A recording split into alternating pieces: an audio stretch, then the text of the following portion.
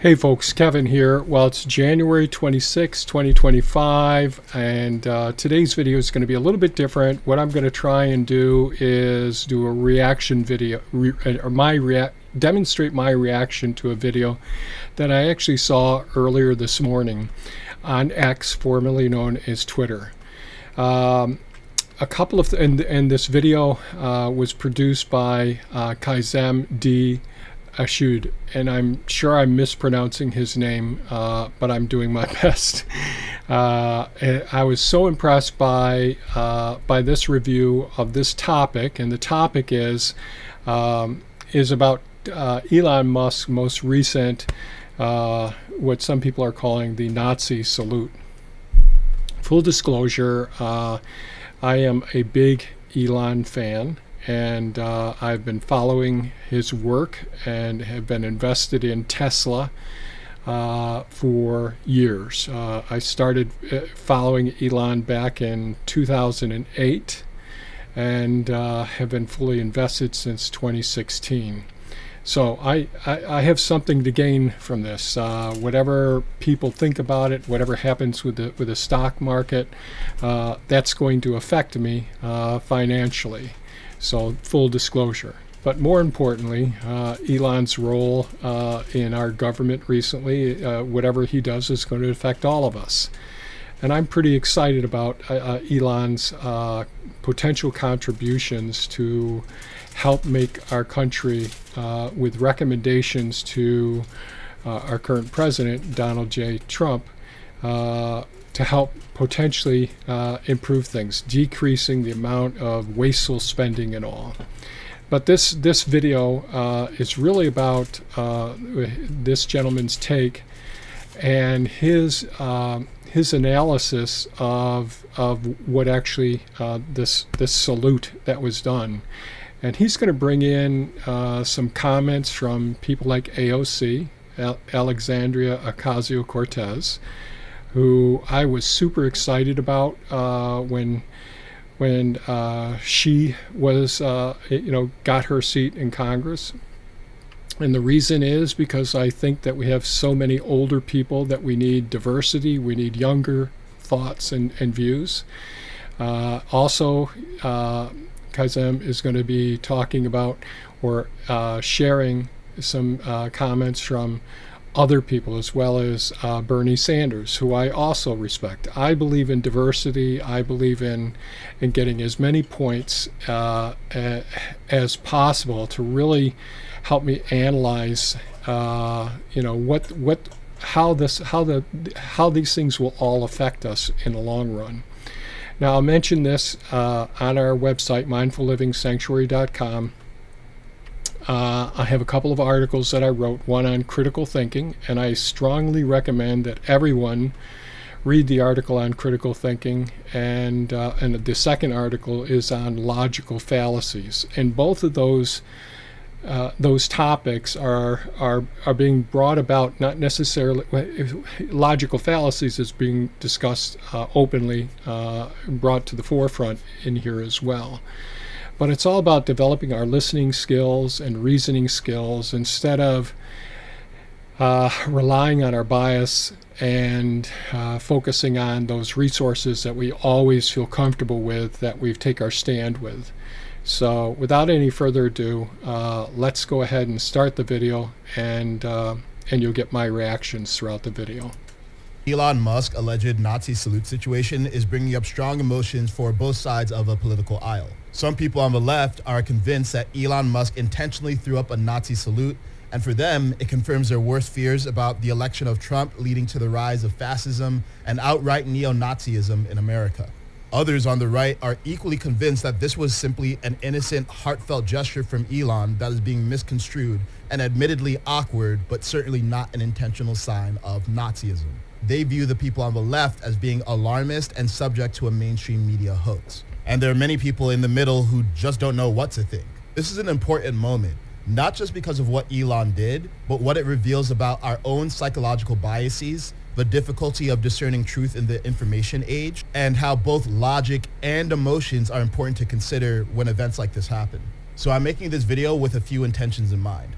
For the left, I'm hoping to bring you some calm, clarity, and perspective on what Elon did and why you might not need to be as afraid as leaders in politics are telling you that you need to be. For people on the right, I want to help you understand why the left is afraid and what you can help them do about it. And for everyone, I want to offer you a mental model and critical thinking tips that can help you cut through a lot of the noise and the confusion to get as close to the truth as you can with a reasonable perspective that considers both sides.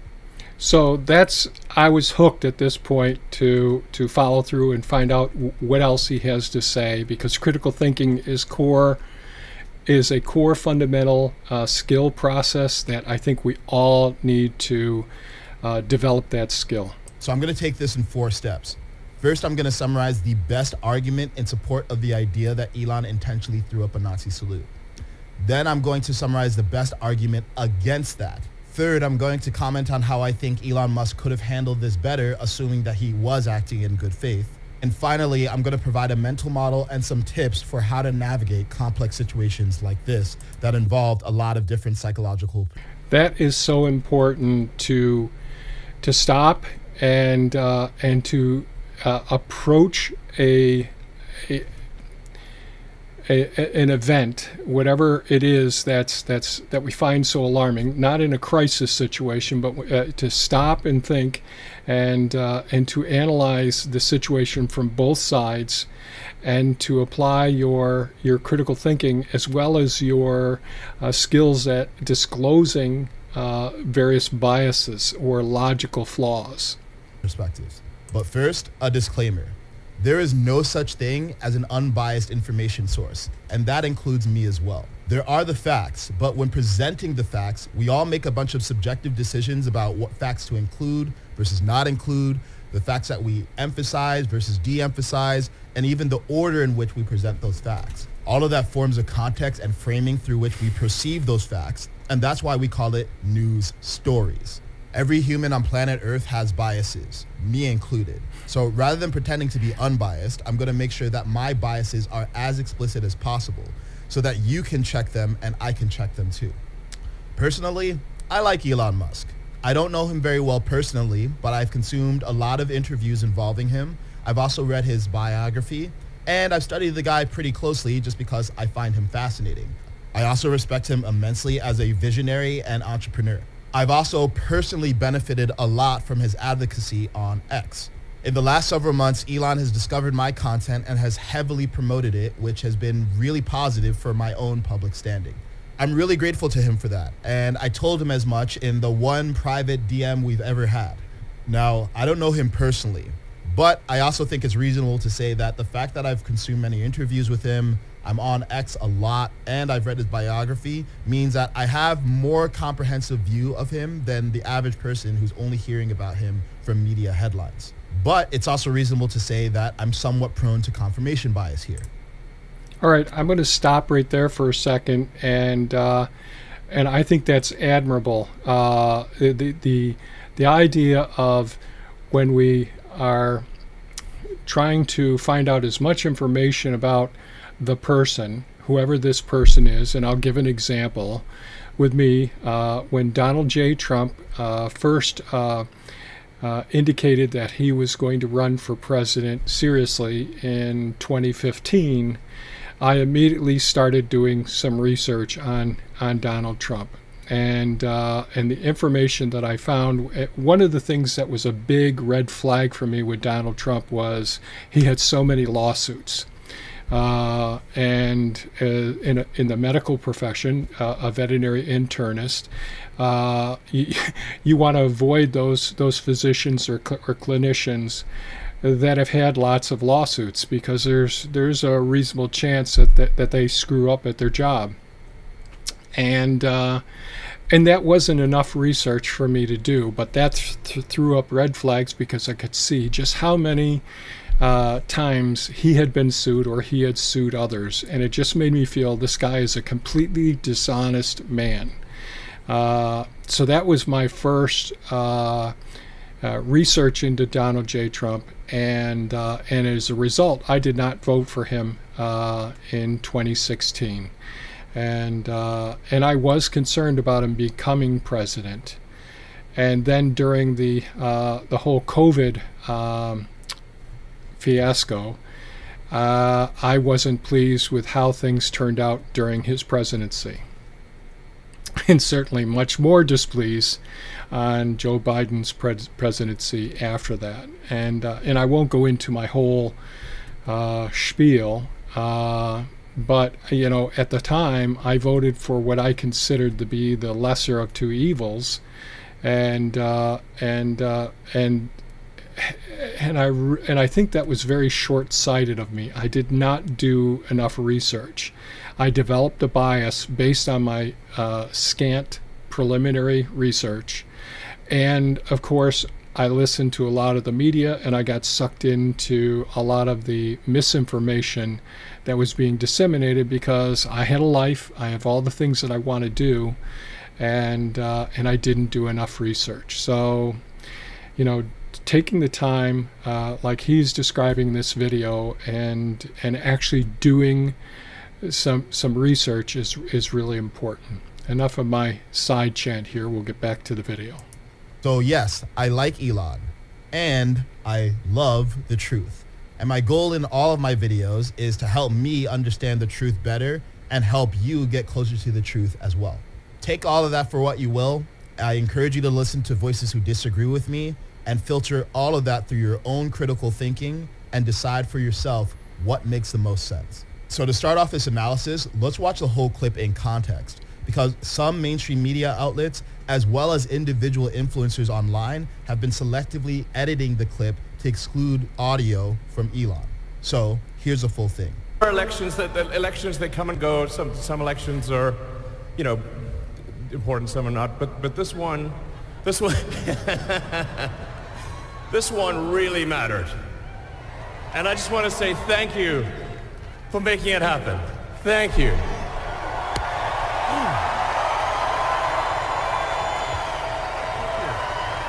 My heart goes out to you. It is thanks to you that the future of civilization. Now, first, let's talk about the hand gesture itself that Elon did, because there's some technical details here of note. Some people on the left say that this is clearly a Nazi salute and there's no ambiguity about it. Some people on the right have actually pointed out that this might be a Roman salute, and they point out Elon's historical affection for Roman history. Note that in the video, Elon has his palm on his heart and he extends it outward. The original Nazi salute that Hitler did involves the palm facing downward, not placing it on the heart. However, usage of that salute has evolved over time, and there are neo-Nazi groups who put their hand closer to their heart or on their shoulder when doing the salute. Some people have pointed out that it might be a Roman salute based on this clip from the TV show Rome. Now, it's unclear whether the Roman salute was actually popular, but I think it's fair to say that even if there was a Roman salute that involved placing the hand near the heart, it's nowhere near as recognizable as a neo-Nazi salute. So it's understandable why people would see the salute and think that it resembles a Nazi salute. I actually watched the speech live, and even though I didn't think that Elon was intentionally espousing neo-Nazism or fascism, I immediately recognized what it could look like. So here I think it's reasonable to say we don't know what Elon was actually thinking, but we do know what it looks like. So it's fair to say that this closely resembles a Nazi salute, even if it's not exactly the same. So now I'm going to make the best argument of the left that this was an intentional act by Elon to signal neo-Nazi or fascist support. And in order to understand that worldview, it's important to look at what the media landscape has looked like for the last 10 years. For the last 10 years in America, much of mainstream media has subjected Donald Trump to extreme scrutiny and regularly compared him to Hitler, Nazis, and fascism. We have people in this country who have been told since they were 8 years old that Donald Trump is the next Hitler, and now are 18 years old and voting. Over time, it's fair to say that universal trust of mainstream media has gone down significantly, with only about 31% of people say that they trust the mainstream media. But regardless of people's present mistrust of mainstream media, 5, 6, 7 years ago, people really trusted mainstream media and believed the narrative that Trump is the next Hitler. So for many of these people, Elon's association with Trump means that transitively, Elon has inherited the view of Trump as a fascist and a neo-Nazi. That's an older association, but a modern association with Elon Musk that has nothing to do with Trump is Elon's alignment with the political party in Germany, AfD, or Alternative for Deutschland. Leftists would point out that German media and officially the German government have labeled AfD as a right-wing extremist group and has been affiliated with genuine neo-Nazis. There have been verifiable incidents of both leaders and members of AfD using Nazi slogans. For example, one of the leaders, Bjorn Hicke, was fined twice by the German government for using banned Nazi slogans. So in summary, leftists would point at Elon's affiliation with Trump as well as Elon's affiliation with the AfD as evidence that he knowingly and intentionally threw up a Nazi symbol not just once, but 3 times for emphasis and clarity. So that's the argument from the left. Here's a counter argument. There are 3 logical fallacies that this argument is susceptible to that I want you to pay attention to. The first is confirmation bias. This is every human's tendency to look for evidence that confirms our existing worldview. So, for example, if you believe that Elon is genuinely a fascist, you're going to have a tendency to look for evidence confirming that he's a fascist. Or to give you another example, if you thought that Kamala Harris was a communist, you are more likely to look for evidence confirming that she's a communist. The second fallacy is group attribution error, or taking the views of an individual member of a group and projecting those views onto the entirety of the group. And this is going to be important for AfD, so keep that in mind. Third, we have guilt by association. This is both a powerful propaganda technique and a logical fallacy that discredits someone solely on the basis that they're associated with someone who is viewed negatively. And guilt by association is going to be relevant when we're talking about Elon's connections to AfD and Trump. Most of the people saying that AfD is a neo-Nazi party in America have not actually ever listened to anything directly from AfD leadership. They're operating off of what they're being told about what German media has been saying about AfD. German media and the German government have labeled AfD as a right-wing extremist organization. But the question to ask yourself here is, what are the incentives and the intentions of the German media and the German government? AfD is not a fringe group in Germany. They enjoy the support of about 20% of the German populace. That makes them the second most popular political party in Germany and a threat to the first most popular political party because they're anti-establishment. Moreover, mainstream media bias and people becoming aware of it is not a phenomenon exclusive to America. It's also happening in Germany, where over time, trust in mainstream media has decreased, and now only about 41% of Germans say that they trust that the mainstream media is telling them the truth. There are neo-Nazis associated with the AfD, just like there are communists associated with the political left. So the real question here is, are they just a fringe part of the party, or do they represent the views of the whole? It's easy to assume that the presence of neo-Nazis means that the AfD is a neo-Nazi party, but that's classic group attribution error. And the presence of an extreme within a political faction does not necessarily mean the dominance of the extreme in that faction. That said, I can see someone going either way. And I'm not a German, I'm an American. So I'm gonna give you a view, but just take this with a grain of salt. Rather than evaluating this as a binary, like AfD is a neo-Nazi party or not a neo-Nazi party, let's look at evidence on both sides. I've already mentioned evidence of people like Bjorn Hicke using statements that are Nazi slogans that are banned in Germany. However, we should also look at the leadership at the top of the party. Bjorn Hicke is a regional leader in AfD. The overall leader is a woman named Alice Weidel. Alice is actually a lesbian woman who is married to a brown Sri Lankan woman. This is not something you would typically associate with the neo-Nazi movement, which has heavy overlap with white supremacy. Weidel and other senior leaders of the party recently expelled several members of the party because of their verifiable association with extremist groups. They also replaced the entire youth wing of the party due to concerns about extremism. So it looks like the leadership of the party represents a more moderate faction of the party rather than hardliners in the party who are closer to extremists. Now you could just view this as damage control.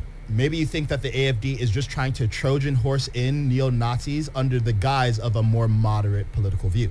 If you want to really be as informed as possible and have a nuanced view, I recommend that you actually just go listen to Alice Weidel directly say in her own words what the AfD actually represents. Elon Musk actually hosted a conversation with Alice a few weeks ago so that people could hear directly from her own mouth what she believes in. I actually listened to that conversation. And a lot of what Alice says actually echoes the MAGA movement in the United States. They stood for having stronger borders because they feel like they've been overrun by immigrants from other countries, especially Islamists who are disruptive to the social fabric in Germany. They stand for a restoration of German pride and traditions, and many of them feel that the Holocaust, although obviously a horrible stain on the German legacy, has been getting in the way of Germans feeling any pride in any part of their culture at all. Now, I get that people are busy, and they're probably not going to go out of their way to listen to an hour-long conversation with a German politician when they're an American. That's understandable, but if you're not willing to listen to the person being labeled, don't buy into the label that they're being given. All that being said, I did listen to Alice, and I found everything that she said specific. So I just want to stop there for a second. It's so important to take the time. If you find yourself becoming emotional about a stance, a politician, or a corporation, whatever it may be, is to take a time and do the research. Recently, I had a conversation with a family friend who was in a very emotional state over the whole recent election, and the whole idea. I just brought up some of the things that are going to be changing with artificial intelligence and changing with robotics and automation. And the idea that our whole economic system will likely change in the future, and that people won't necessarily have to have jobs like we have now, the way that we think about things. Just like in the past, the vast majority of Americans, our forefathers, were farmers. And then there was the whole movement from going from horse and buggy going to having vehicles. We go through transitions as technology advances and all. And I stumbled on, when we're having the conversation, it was such a strong emotional, her response about the idea of not having to work was that there's no reason to live if you can't work, and I knew then, and she was getting really emotional. I knew then it wasn't a good point to continue with that conversation, because I operate from a much more logical, step-by-step frame. But as I mentioned in the beginning of this video, I haven't always done that. I may just do my initial research, and as a clinician, you can do your initial research and go to consensus view, a consensus statement put on by the American Veterinary Internal Medicine Association, or the American Pharmaceutical Association, and they come up with a consensus statement. Or you may not have time to read all of the journal articles that are out there, and just go to the abstract, to the conclusion and all, and not really take the time and look at the materials and methods that were utilized, or the statistical means that they use to analyze the data. And it's really easy to fall into the belief in the bias of those reports. And so it's just really important to do your research. And again, I'm not as interested in what's going on in Germany, but he's raising very, very good points. I don't know how Elon does what he does do, running all of these different companies, now being involved in the whole politics as well, and taking all the hits that he takes every day, every hour of the day, from the barrage of negative comments that people have to say. I'm not man enough to do what he does do. I respect him for staying the course and not being swayed by these things. And I have found that when Elon realizes that he's made a mistake, he goes ahead and he doesn't double down on the mistake. He acknowledges it. But he is harsh and to the point, with a cutting edge, when I think it's appropriate to do that as well. So back to the video. critically about what AfD wants to do in Germany eminently reasonable. But I encourage you to watch and be the judge yourself. Part of the problem here is people who are convinced that Trump is a fascist and Elon is a fascist by association have so much confirmation bias that they're not even willing to listen to the opposite side. Rather than actually listening to people, they'll just layer guilt by association on top of that confirmation bias. And they'll say things like, well, Elon is associated with AfD and Trump, so he must be a fascist. Now, what many leaders on the political left are either ignoring or frankly just unaware of is Elon's multiple statements explicitly in support of the Jewish people and the state of Israel. Last year, in a live interview with the New York Times, Elon wore a dog tag on stage that he said that he wears every day and will continue to wear until the Israeli hostages are released from Hamas. Do you see this thing? Mm-hmm. Do you know what it is? I do, because I actually followed your entire trip to Israel. Right. Why don't you tell everybody? This says bring them home. The hostages. It was given to me by the parents of one of the hostages. And I said I would wear it as long as there was a hostage still remaining. And I have.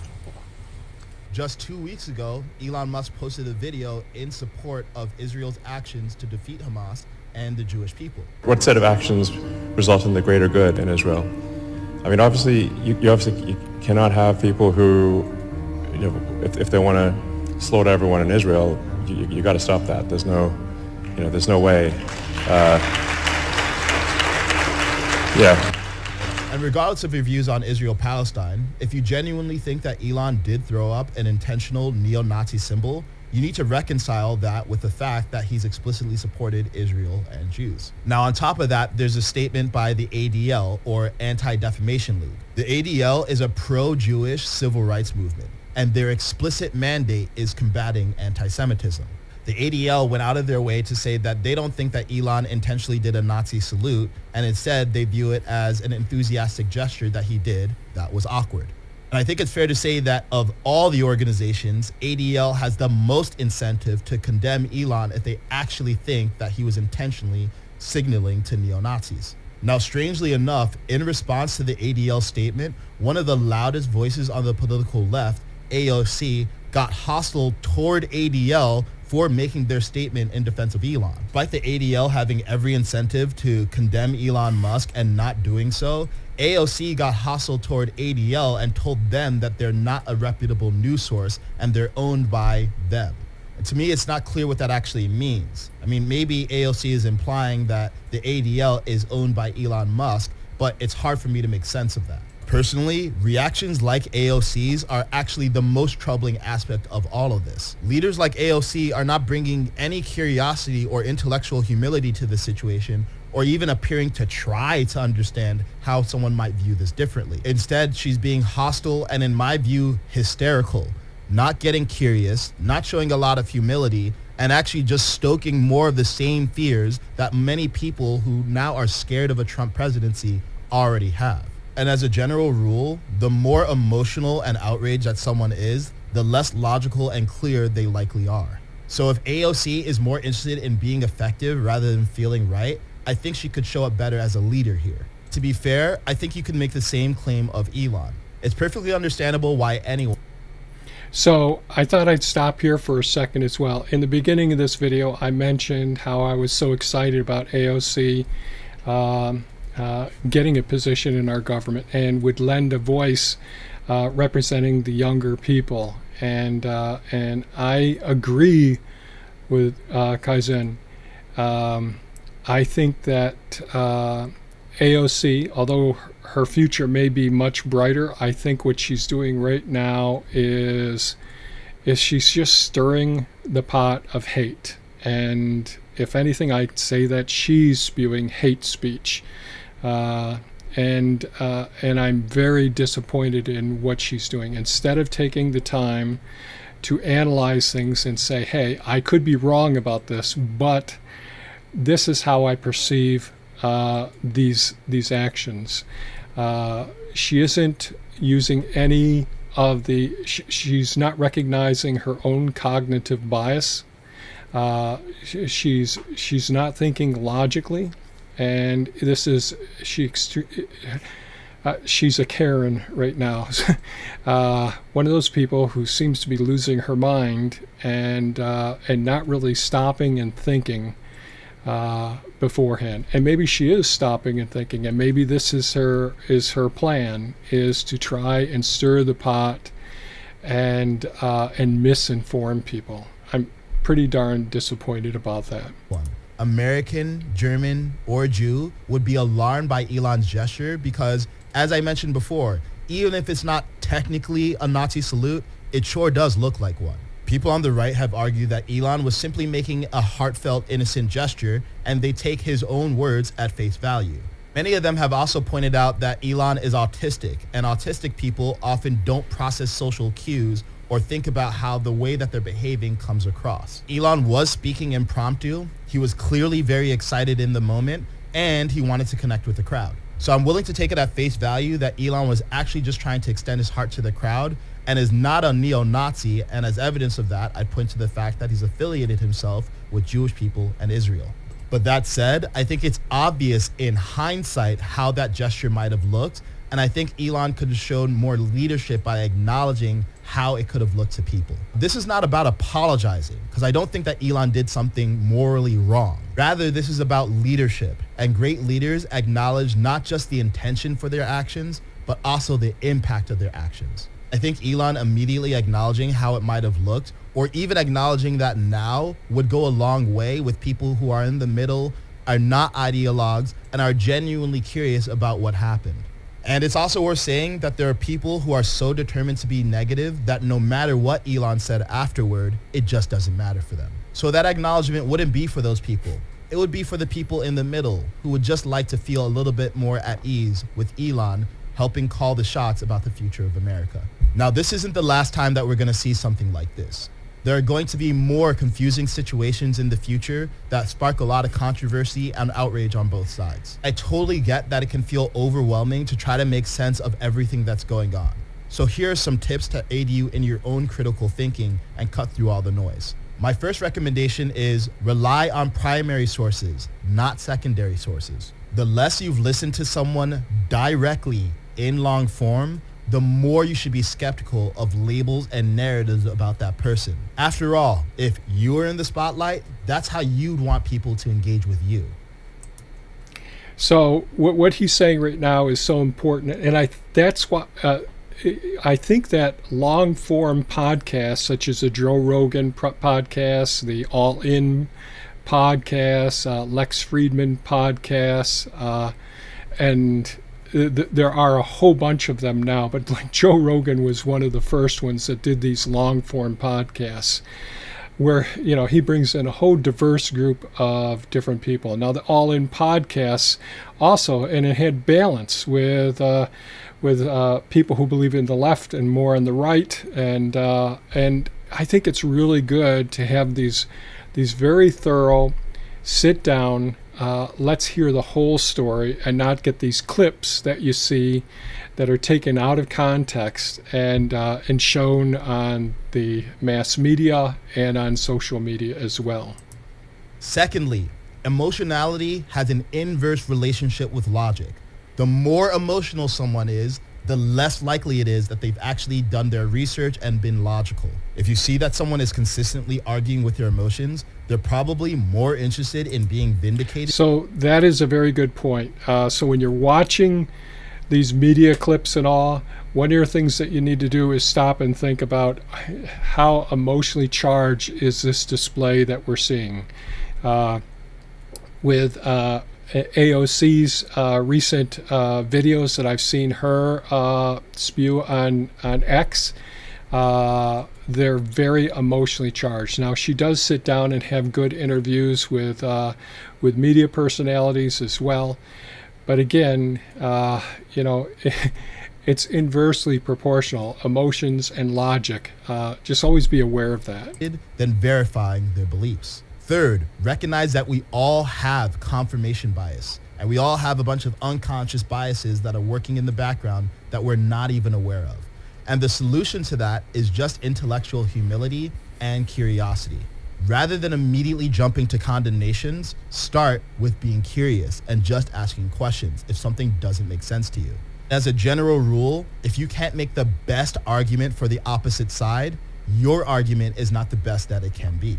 And we would all benefit from some intellectual humility. None of us has total awareness of what's even happening in our own minds, yet we're so quick to presume what's happening in someone else's. Now, on a closing note, we should all maintain a healthy skepticism of those in power. And we should be equally skeptical of ourselves. Well, I think that whole presentation was absolutely fantastic. And his closing thoughts, I think, were right spot on.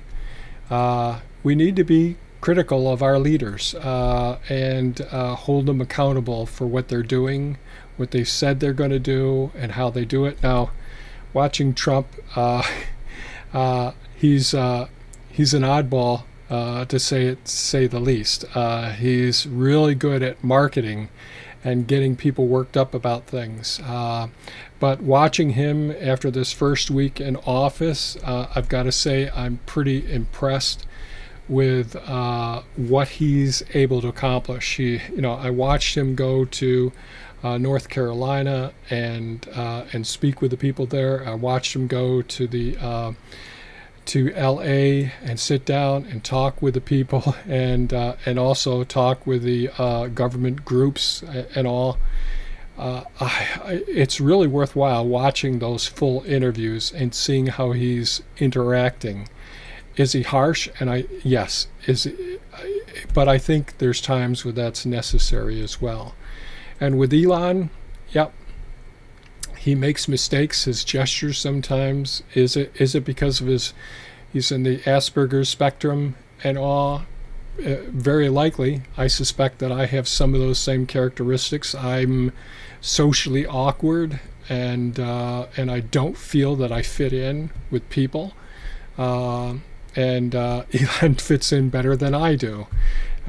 But he's an amazing individual, and when you have these amazing people, you've got to take some of the things that are tough and uneasy to swallow with it, as long as it doesn't interfere with your values, and that's really important. So Elon hasn't done anything to offend me with thinking that his values are bad. I think he's the right man trying to do the right jobs, trying to do all he can for humanity. And is he awkward? Does he have missteps? Yes. But don't we all? So anyways, those are my thoughts with watching this video. I thought I'd make this response or reaction video and share it with you. I'll be following Kaizen, and if anybody knows how to pronounce his name, please leave it in the description below, in the comments below. Thanks so much for watching. Stay safe and take care. Bye-bye now.